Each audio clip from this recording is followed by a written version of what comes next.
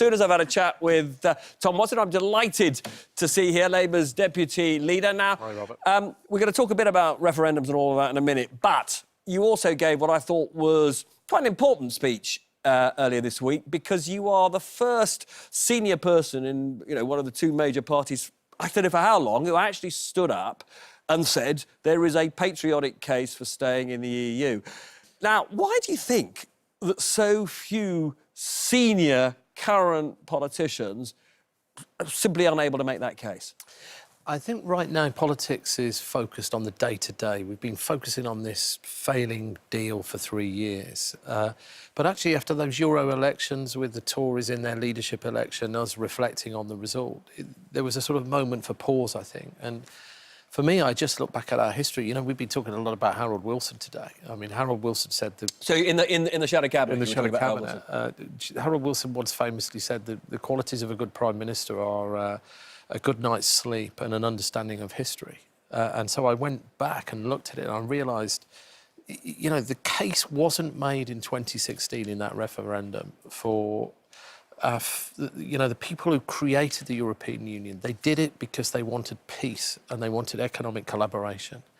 And I just felt I needed to be honest with myself just to get that point over. I mean, I have to say, I remember that referendum campaign incredibly well, and I was struck at the time that almost nobody made the case for the kind of stability it brought to the whole continent, including Britain. But we are where we are, and you have been passionately for some time in favour of a referendum on whatever form of Brexit is eventually decided upon.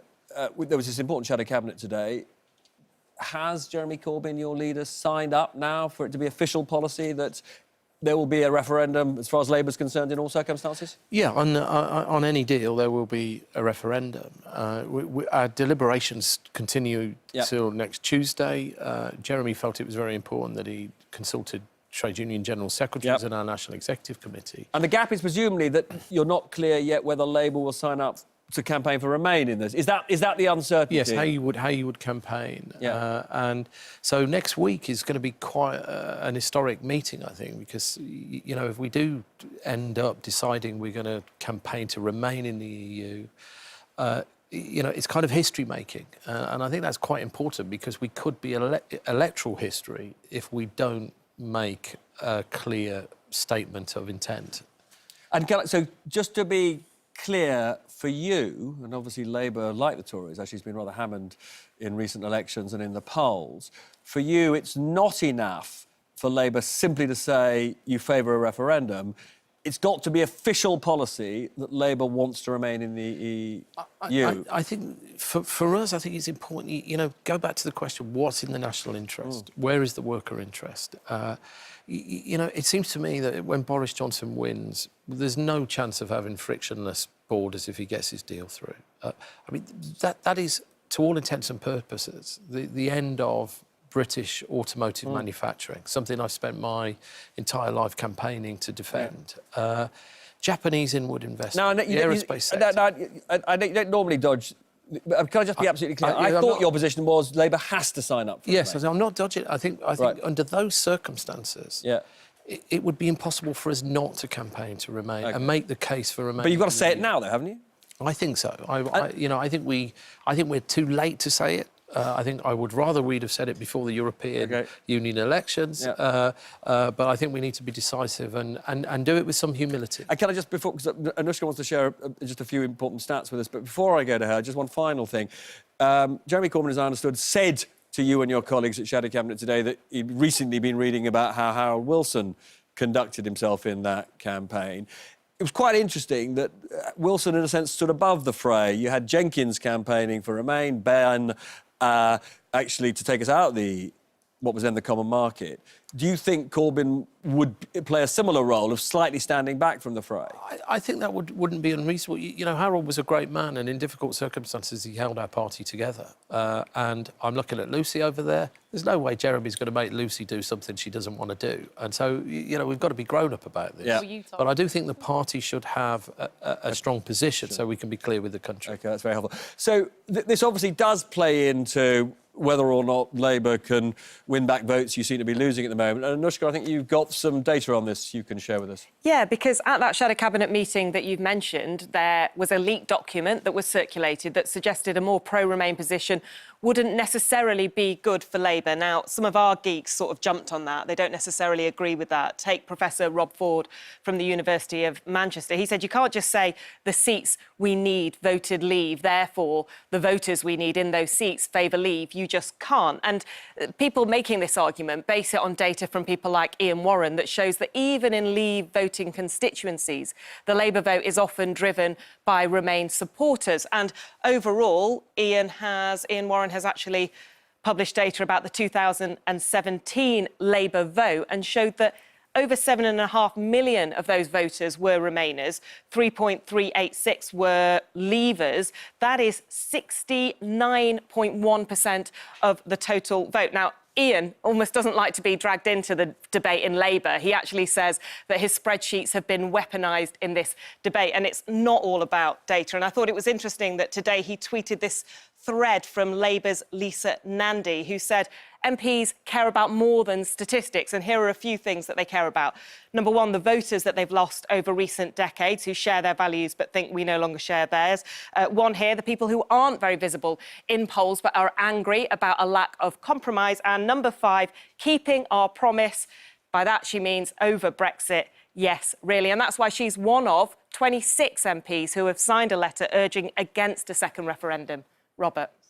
So there is a sort of big question here for Labour. Overwhelmingly, all the data shows that Labour supporters and members want Labour to adopt your position, referendum and remaining. But, you know, in what were traditional Labour areas, there are often described as working-class Labour supporters who are angry about the shift in that direction. Do you just frankly write them off and say Nigel Farage can have them? You don't write anyone off in politics. I mean, for me, though, it starts with forget where the polls take you. They help inform how you communicate what you think is right. And for me, I think it's right that we make the case for remaining in the EU and that we have a referendum. And what the polls actually show is that's where Labour voters are as well. I mean, it shows that people who voted Leave in 2017, three-quarters of them would now vote to remain in the EU. And they expect Labour to take a position. I think we were right in the early days to reserve judgment, to see how the negotiations went, what the priorities would be. But now they expect us to just give an honest account of ourselves. We can either be Leave or we can be Remain. And I think it is in the national interest we become a pro-Remain, pro-reform party and that we let the people have a final look at what any deal looks like. I mean, there is evidence that even in Leave constituencies, on balance, Labour supporters favour Remain. But there are still quite large numbers of former Labour supporters who are desperate for Brexit. And there is a scenario that some of your colleagues are very frightened about, which basically says you've left it too late to persuade some of your core voters to come round to a Remain position. And if Boris Johnson does a deal with Nigel Farage and essentially gives, particularly northern constituencies, gives the Brexit Party a free run in some of your constituencies, you might see a hard Brexit a hard Brexit alliance between a Boris Johnson Tory party and Nigel Farage winning a majority. Well, that might be the case. The argument would be that we need to have a completely alternative view of what Britain should look like. If anyone really thinks that Boris Johnson and Nigel Farage are going to stand up for the working people of Britain, then they're in cloud cuckoo land. But that's incumbent on us to have a clear position on Brexit, but also convince people that we want to transform the political economy, because people in the Midlands and the North have been losing out.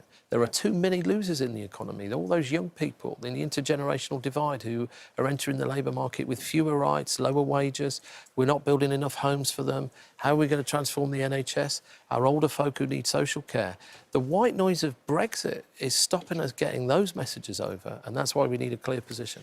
I mean, it's almost impossible for anybody to talk about anything apart from Brexit at the moment, but I do want to bring Lucy in here. Lucy, you have been a Labour MP who has been campaigning for what most people think of as a softer form of Brexit. You haven't been, waving the flag for a referendum.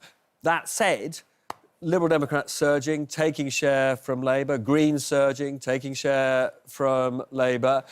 Is Tom right that actually you can't ride both horses and actually you've got to become a Remain referendum supporting party? Well, I think the sort of riding two horses thing is difficult. I mean, Brexit party surging as well, I would have added to your list. Look, I mean, I think Tom, he's the deputy leader of the Labour Party, and that's a role traditionally which is the voice of the membership. And I think he is advocating what the party membership absolutely want to see. But you've had your doubts about that. Are you coming round to that position? Well, I mean, I think it's kind of becoming inevitable, but I think what Anushka was showing us earlier amongst some of that data, we cannot lose sight of that.